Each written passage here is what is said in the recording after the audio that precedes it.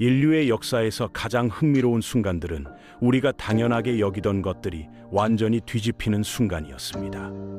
지동설이 천동설을 대체했듯 뉴턴의 절대 시간이 아인슈타인의 상대적 시간으로 바뀌었듯 과학은 끊임없이 우리의 상식을 깨뜨려 왔죠. 그 중에서도 가장 신비로운 것은 우리가 매일 보는 빛이었습니다. 고대 그리스인들은 빛이 눈에서 뻗어나가 물체를 감지한다고 믿었어요. 이슬람 과학자들은 빛이 물체에서 반사되어 눈으로 들어온다는 사실을 발견했죠. 그들은 렌즈의 원리를 연구하고 빛이 굴절되는 현상을 관찰했습니다. 하지만 빛의 진정한 본질은 여전히 미스터리로 남아 있었어요. 17세기 네덜란드의 물리학자 크리스티안 하겐스는 빛이 일종의 파동이라고 주장했습니다. 그의 실험은 빛이 물결처럼 퍼져나가는 현상을 보여줬죠. 반면 뉴턴은 빛이 작은 입자들의 흐름이라고 설명했어요. 두 거장의 대립은 세기를 넘어 계속됐고 과학자들은 둘 중 하나를 선택해야만 했습니다. 19세기 말 토마스 영의 이중 슬릿 실험은 충격적인 결과를 보여줬어요. 빛은 분명히 파동처럼 행동했습니다. 하지만 20세기 초 아인슈타인은 광전 효과를 설명하면서 빛이 입자처럼 행동한다는 증거를 제시했죠. 과학계는 혼란에 빠졌어요. 빛은 도대체 무엇이었을까요? 더욱 놀라운 사실은 우주 탄생 직후에 있었습니다. 빅뱅 이후 약 38만 년이 지났을 때 우주는 극적인 변화를 겪었어요. 그때까지 우주를 채우고 있던 플라스마가 식으면서 최초의 원자들이 형성됐죠. 이 과정에서 태어난 빛은 마침내 자유롭게 움직일 수 있게 됐습니다. 그렇게 탄생한 한 광자의 여정이 시작됐어요. 138억 년이라는 긴 시간 동안 이 빛은 수많은 은하와 별들을 지나왔습니다. 첫 번째 별들이 태어나고 죽는 것을 보았고 거대한 블랙홀이 형성되는 것도 목격했죠. 은하들이 충돌하고 새로운 별들이 탄생하는 동안 이 고독한 광자는 끊임없이 앞으로 나아갔어요. 하지만 이 여정에는 이상한 점이 있었습니다. 아인슈타인의 특수 상대성 이론에 따르면 빛의 속도로 움직이는 광자에게는 시간이 멈춰 있어요. 138억 년이라는 우주의 시간은 광자에게 단 한순간에 불과했죠. 어떻게 이런 일이 가능했을까요? 이것은 우리의 상식을 완전히 뒤흔드는 수수께끼였습니다. 더욱 놀라운 것은 빛이 입자이면서 동시에 파동이라는 사실이에요. 이것은 양자역학이라는 새로운 물리학 분야를 탄생시켰죠. 루이드 브로이는 이 이중성이 빛뿐만 아니라 모든 물질의 근본적인 특성이라고 주장했습니다. 우리가 알던 세계는 완전히 뒤집혔어요. 확실하다고 믿었던 모든 것이 흔들리기 시작했습니다. 확실하다고 믿었던 모든 것이 흔들리던 그때 과학계는 더욱 충격적인 발견과 마주하게 됐습니다. 덴마크의 물리학자 닐스 보어가 이끄는 연구팀이 원자 구조에 대한 전혀 새로운 해석을 내놓았기 때문이었죠. 보어의 주장은 파격적이었습니다. 원자 내 전자들이 특정한 궤도에서만 움직일 수 있다는 것이었어요. 이는 당시 물리학계의 상식을 완전히 뒤엎는 발견이었습니다. 더욱 놀라운 점은 전자가 한 궤도에서 다른 궤도로 이동할 때 빛을 방출하거나 흡수한다는 사실이었죠. 영국 케임브리지 대학의 실험실에서는 또 다른 혁명적 발견이 이뤄졌습니다. 어니스트 러더퍼드의 실험실에서 진행된 입자 산란 실험이 원자의 실체를 드러냈기 때문이었어요. 원자가 대부분 비어 있고 중심에 양전하를 띤 핵이 있다는 사실이 밝혀졌습니다. 이 발견들은 물리학계에 엄청난 파문을 일으켰어요. 고전 물리학으로는 설명할 수 없는 현상들이 계속해서 등장했기 때문입니다. 과학자들은 이제 완전히 새로운 패러다임이 필요하다는 것을 깨달았죠. 독일 괴팅겐 대학의 막스 보르는 기존 물리학의 한계를 뛰어넘는 수학적 도구를 개발하기 시작했습니다. 그의 작업은 베르너 하이젠베르크라는 젊은 물리학자의 관심을 끌었어요. 하이젠베르크는 보른의 지도 아래 양자역학의 기초를 다지는 행렬역학을 발전시켰습니다. 한편 오스트리아의 에르빈 휴 레딩거는 다른 접근 방식을 택했어요. 그는 물질파 개념을 도입해 양자역학의 또 다른 수학적 기술인 파동역학을 발전시켰습니다. 놀랍게도 이 두 가지 접근 방식은 결과적으로 동일한 물리적 예측을 제공했어요. 프랑스의 루이 드 브로이는 입자와 파동의 이중성이라는 혁명적 아이디어를 제시했습니다. 모든 물질이 입자인 동시에 파동의 성질을 가질 수 있다는 주장이었죠. 이는 실험을 통해 입증됐고 양자역학의 핵심 원리가 되었어요. 코펜하겐에서는 보어와 하이젠베르크가 양자역학의 철학적 해석을 두고 열띤 토론을 벌였습니다. 그들은 미시 세계의 본질적 불확정성과 관측자의 역할이라는 혁명적 개념을 도입했어요. 이는 과학적 세계관의 근본적 변화를 의미했습니다. 영국의 폴 디렉은 양자역학과 특수상대성 이론을 통합하는 방정식을 발견했어요. 이 방정식은 전자의 스핀을 자연스럽게 설명했고 반물질의 존재도 예측했습니다. 실제로 양전자가 발견되면서 그의 이론은 입증됐죠. 이러한 발견들은 과학계를 넘어 철학과 예술에도 큰 영향을 미쳤습니다. 확실성과 결정론에 대한 기존의 믿음이 흔들렸고 불확정성과 확률이라는 새로운 개념이 등장했어요. 이제 과학자들은 자연의 근본 법칙이 우리의 상상을 뛰어넘는다는 것을 받아들여야 했습니다. 맥스웰의 방정식이 완성된 지 50년이 지난 1920년대 코펜하겐의 한 연구소에서 놀라운 실험이 진행되고 있었습니다. 원자 내부의 전자가 특정한 에너지 상태에서만 존재한다는 보어의 가설을 입증하기 위한 정밀한 측정이었죠. 하지만 연구진은 곧 예상치 못한 현상과 마주하게 됩니다. 전자의 위치를 정확히 측정하려 할수록 그 운동량은 더욱 불확실해졌고 반대로 운동량을 정확히 알면 위치가 모호해지는 기이한 패턴이 반복됐습니다. 처음에는 실험 장비의 문제로 여겼지만 장비를 개선할수록 이 현상은 더욱 뚜렷해졌어요. 독일의 젊은 물리학자 베르너 하이젠베르크는 이 현상에 주목했습니다. 그는 이것이 단순한 측정상의 한계가 아닌 자연의 근본적인 특성이라고 직감했죠. 수개월간의 고민 끝에 하이젠베르크는 충격적인 결론에 도달합니다. 입자의 위치와 운동량을 동시에 정확하게 측정하는 것은 원리적으로 불가능하다는 것이었어요. 이는 단순한 기술적 한계가 아닌 우주의 근본 법칙이었습니다. 미시 세계에서는 정확한 인과관계가 성립하지 않았고 확률적인 현상만이 존재했죠. 이것이 바로 불확정성 원리의 탄생이었습니다. 덴마크의 닐스 보어는 파동함수가 입자의 존재의 가능성을 나타낸다고 주장했습니다. 측정하기 전까지 입자는 여러 상태의 중첩으로 존재하며 측정 순간에 하나의 상태로 붕괴한다는 것이었죠. 이는 기존의 결정론적 세계관을 완전히 뒤흔드는 해석이었어요. 아인슈타인은 이러한 해석을 받아들일 수 없었습니다. 신은 주사위 놀이를 하지 않는다는 그의 유명한 말처럼 그는 자연의 근본 법칙이 확률적일 수 없다고 믿었죠. 하지만 실험 결과는 계속해서 보어의 해석을 지지했어요. 1927년 솔베이 회의에서는 이 문제를 둘러싸고 아인슈타인과 보어 사이에 역사적인 논쟁이 벌어졌습니다. 아인슈타인은 끊임없이 반례를 제시했지만 보어는 그때마다 완벽한 반론으로 맞섰죠. 결국 양자역학의 확률적 해석이 승리를 거두게 됩니다.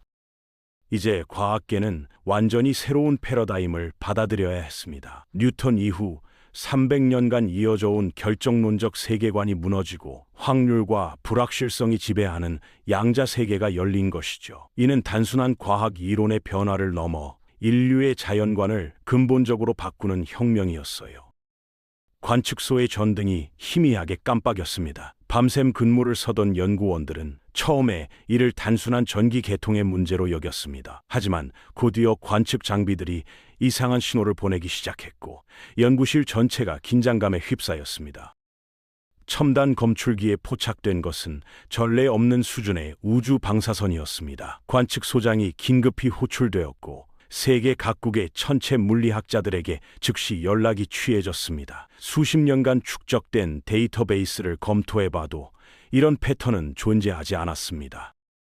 특히 주목할 만한 것은 방사선의 파장대였습니다. 기존에 알려진 어떤 천체 현상으로도 설명이 되지 않는 독특한 스펙트럼을 보였고, 이는 마치 누군가가 의도적으로 신호를 보내는 듯한 규칙성을 띠었습니다. 수개월에 걸친 분석 끝에 연구진은 충격적인 사실을 발견했습니다. 이 신호들은 블랙홀 주변에서 발생하는 호킹 복사와 유사한 패턴을 보였지만, 그 강도는 기존 이론으로 예측된 것보다 수백만 배 강했습니다.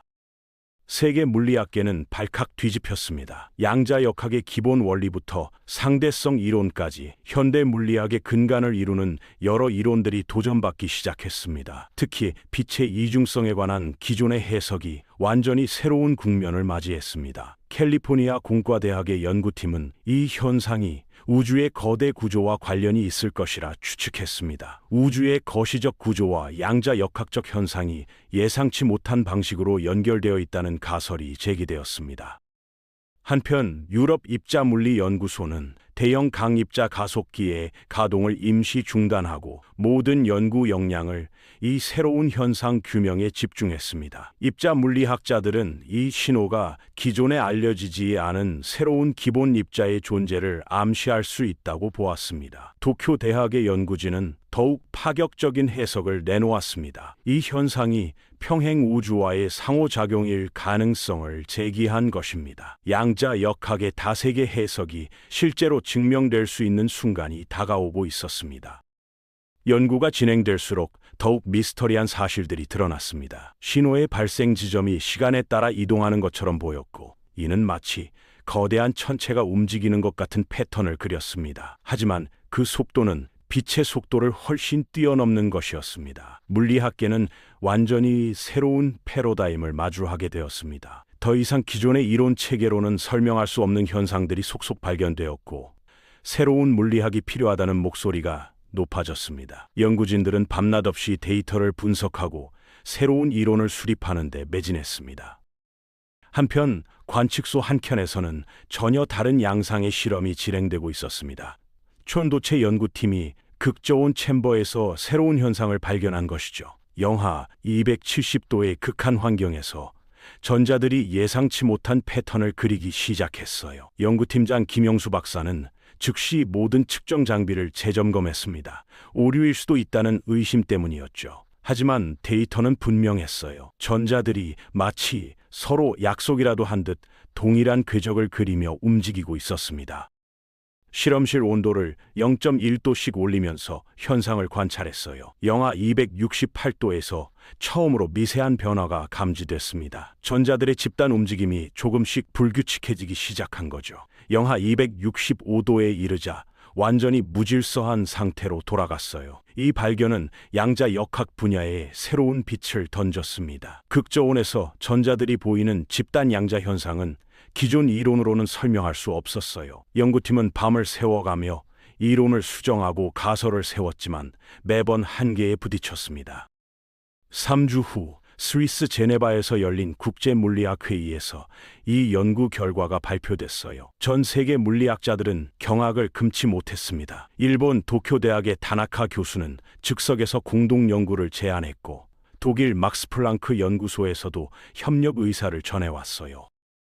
실험실로 돌아온 연구팀은 더욱 정밀한 관측을 시작했습니다. 이번에는 자기장의 세기를 미세하게 조절하면서 전자들의 반응을 살폈어요. 놀랍게도 특정 자기장 세기에서 전자들이 완전히 새로운 패턴을 형성했습니다. 측정값을 분석하던 박사과정 연구원 이지현이 첫 번째로 이상한 점을 발견했어요. 전자들의 움직임이 마치 특정한 수학적 함수를 따르는 것처럼 보였습니다. 프랑스 수학자 푸앵카레가 19세기에 제시했던 카오스 이론과 묘하게 닮아 있었죠. 연구팀은 즉시 슈퍼컴퓨터를 동원해 시뮬레이션을 시작했습니다. 72시간 연속 가동 끝에 첫 결과가 나왔어요. 전자들의 집단 운동이 단순한 무작위가 아닌 고도로 조직화된 패턴을 따른다는 사실이 명확해졌습니다. 이 패턴은 마치 생명체의 움직임과도 닮아 있었어요. 수백만 개의 전자가 마치 하나의 유기체처럼 행동했습니다. 영하 270도의 극한 환경에서 양자역학적 생명 현상이 관찰된 셈이죠. 실험 데이터가 축적되면서 더욱 놀라운 사실이 드러났어요. 전자들의 집단 운동이 외부 자극에 대해 일종의 학습 능력을 보인 겁니다. 같은 자극이 반복되면 점차 더 효율적인 방식으로 대응하는 현상이 관측됐죠. 캐나다 워털루 대학의 양자 컴퓨터 연구팀이 즉각 관심을 보였습니다. 이러한 집단자 현상을 컴퓨터 설계에 응용할 수 있다는 제안이었어요. 전통적인 양자 비트를 넘어서는 새로운 가능성이 열린 겁니다. 봄이 시작될 무렵 연구팀은 더욱 충격적인 발견을 하게 됩니다. 극저온 상태의 전자들이 마치 원거리 통신이라도 하듯 동시에 반응하기 시작한 거죠. 이는 기존 양자 얽힘 이론으로도 설명할 수 없는 현상이었어요. 모스크바 물리기술연구소에서는 이 현상을 수학적으로 모델링하려는 시도가 이루어졌습니다. 연구팀은 기존의 양자 역학 방정식을 수정하여 새로운 이론적 프레임워크를 제시했어요. 그들의 모델은 관찰된 현상의 일부를 설명할 수 있었지만 여전히 많은 부분이 미스터리로 남았습니다. 서울대학교 응용물리연구소는 이 현상의 실용적 응용 가능성을 탐구했습니다. 연구진은 이러한 특이한 전자 운동을 제어할 수 있다면 현재의 반도체 기술의 한계를 뛰어넘는 획기적인 발전이 가능할 것이라고 전망했어요. 옥스퍼드 대학의 한 이론 물리학자는 이 현상이 시공간의 미세 구조와 연관되어 있을 수 있다는 대담한 가설을 내놓았습니다. 그의 수학적 모델에 따르면 입자들의 집단 행동은 시공간 자체의 양자적 성질을 반영하는 것일 수 있었죠. 이는 곧 우리가 알고 있던 우주의 기본 구조에 대한 재검토가 필요하다는 의미였습니다. 각국의 연구소에서 축적된 데이터가 하나로 통합되기 시작했습니다. 영국 옥스퍼드, 독일 막스 플랑크, 프랑스 파스테르 연구소의 공동 분석팀은 3개월간의 작업 끝에 충격적인 결론에 도달했죠. 극저온 상태의 입자들이 보여준 특이한 움직임은 단순한 양자 현상이 아니었습니다.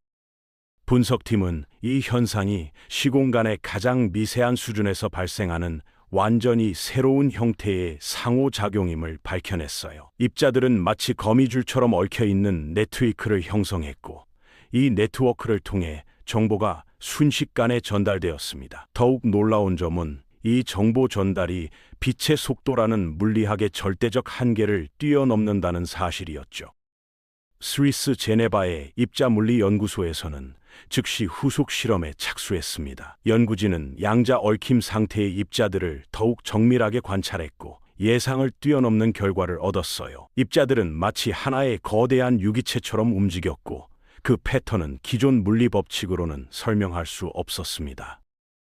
한편 일본 스쿠바 연구소의 슈퍼컴퓨터는 72시간 연속 가동되며 이 현상을 시뮬레이션했어요. 결과는 충격적이었습니다. 입자들의 움직임은 마치 우주 전체가 하나의 거대한 양자 컴퓨터처럼 작동한다는 것을 암시했기 때문이죠. 캐나다 워털루 양자 컴퓨팅 연구소는 이 발견이 가진 실용적 의미를 분석했습니다. 만약 이 현상을 제어할 수 있다면 현재 양자 컴퓨터의 연산 능력을 수백만 배 높일 수 있다는 계산이 나왔어요. 이는 현대 암호 체계를 무력화할 수 있는 수준이었습니다. 러시아 듀브나 연합원자핵 연구소의 연구팀은 이 현상이 우주 초기에도 존재했을 가능성을 제기했어요. 그들의 계산에 따르면 빅뱅 직후 최초의 입자들도 이러한 네트워크를 형성했을 것으로 추정됐습니다. 중국 과학원은 이 발견이 가진 철학적 의미를 탐구했습니다. 연구진은 동양 철학의 음양 오행설이 이러한 양자 네트워크의 작동 원리와 놀라운 유사성을 보인다고 지적했어요. 이는 고대 동양 철학자들이 직관적으로 우주의 근본 원리를 이해했을 가능성을 시사했습니다. 인도 타타 기초과학연구소는 이 현상이 의식과 물질의 관계에 대해 새로운 통찰을 제공한다고 분석했어요. 의식이 양자 수준의 정보 네트워크와 상호작용할 가능성이 제기된 것입니다. 한국과학기술원 연구팀은 이 발견이 새로운 형태의 에너지 전달 시스템 개발로 이어질 수 있다고 전망했습니다. 양자 네트워크를 통한 즉각적인 에너지 전송이 가능해질 수 있다는 것이죠. 이스라엘 와이즈만 연구소는 이 현상이 생명의 기원과 관련될 수 있다는 가설을 제시했어요. 최초의 생명체가 이러한 양자 네트워크를 활용해 정보와 에너지를 교환했을 가능성이 제기된 것입니다. 물리학계는 이제 완전히 새로운 도전에 직면했습니다. 기존의 모든 이론을 재검토하고 우주의 작동 원리를 근본적으로 다시 생각해야 할 시점이 온 것이죠. 기존 이론의 재검토가 필요하다는 인식이 확산되면서 세계 각국의 연구진은 새로운 접근 방식을 모색하기 시작했습니다. 특히 양자 얽힘 현상에 대한 심층 연구가 본격화되었죠. 입자들이 공간적으로 멀리 떨어져 있어도 서로 연결되어 있다는 사실은 물리학계에 충격을 안겼습니다. 코펜하겐 대학의 연구진은 양자 얽힘을 이용한 새로운 통신 방식을 개발했습니다. 얽힌 입자쌍을 이용하면 빛보다 빠른 정보 전달이 가능할 것으로 기대됐죠. 하지만 이는 아인슈타인의 상대성 이론과 정면으로 충돌했습니다. 어떤 것도 빛의 속도를 넘을 수 없다는 대원칙이 흔들린 거예요. 물리학계는 두 진영으로 나뉘었습니다. 한쪽은 기존 이론의 수정이 불가피하다고 주장했고, 다른 쪽은 양자 얽힘이 상대성 이론의 틀 안에서 설명될 수 있다고 맞섰어요. 논쟁이 격화되면서 세계 각국의 연구소에서는 다양한 실험이 진행됐습니다. 도쿄 공업대학 연구진이 획기적인 발견을 했습니다. 양자 얽힘 상태의 입자들이 서로 영향을 주고받을 때 시공간 자체가 미세하게 휘어진다는 사실을 관측한 거예요. 이는 양자 역학과 상대성 이론을 연결하는 중요한 단서가 됐습니다. 스위스 제네바의 입자 물리 연구소에서는 더 놀라운 실험 결과가 나왔어요. 양자 얽힘 상태에서는 시간의 흐름이 일시적으로 역전될 수 있다는 증거를 포착한 겁니다. 이는 시간에 대한 우리의 기본 인식을 완전히 뒤흔들었죠. 이러한 발견들은 물리학의 시평을 열었습니다. 양자 역학과 상대성 이론이 서로 배치되는 것이 아니라 더 큰 틀에서 하나로 통합될 수 있다는 가능성이 제시된 거예요. 물리학계는 이를 통합장 이론이라 부르기 시작했습니다. 통합장 이론은 우주의 모든 기본 힘을 하나의 수학적 체계로 설명하려는 시도였어요. 중력, 전자기력, 강력, 양력이 사실은 하나의 근원적인 힘에서 파생된 것이라는 주장이었죠. 이 이론이 완성되면 빅뱅 이전의 우주까지도 설명할 수 있을 것으로 기대됐습니다. 현재 전 세계 수백 개의 연구소에서 통합장 이론 연구가 진행 중입니다. 슈퍼컴퓨터를 동원한 시뮬레이션, 거대 입자 가속기를 이용한 실험 등이 쉼 없이 이어지고 있어요. 인류의 지적 탐구는 멈추지 않고 계속되고 있습니다. 이제 우리는 우주의 근본 원리에 한 발 더 가까이 다가섰습니다. 하지만 동시에 더 많은 의문이 제기되고 있죠. 통합장 이론이 완성되면 또 다른 차원의 질문들이 기다리고 있을 겁니다. 물리학의 여정은 끝이 없어요. 인류의 지적 탐구는 우주만큼이나 무한히 펼쳐질 것입니다.